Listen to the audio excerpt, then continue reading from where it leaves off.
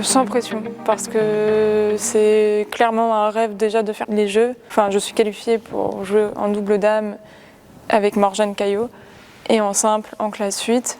En double dame, on part 5e et en simple, je pars 10 ou 11e, je pense.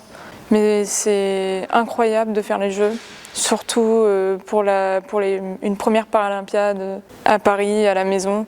Et je pense que je vais plus être portée par le public plutôt que être stressée.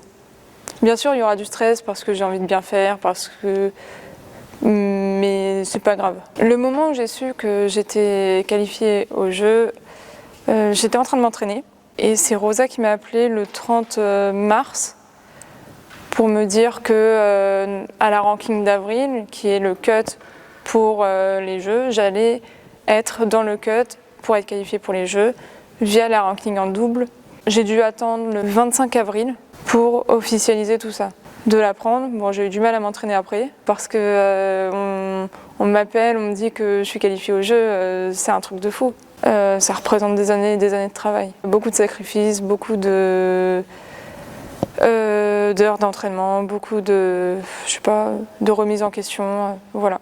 Quand j'étais petite et que je découvrais un peu le handisport, je voyais, je pense j'ai regardé les Jeux de Londres en 2012, où je suivais en tout cas ce qu'il y avait sur internet et je me suis dit tiens, plus tard j'aimerais bien être avec eux, jouer comme eux et il y avait énormément de valeurs que j'aimais bien, le fait qu'il faut se battre, qu'il faut travailler pour réussir, voilà.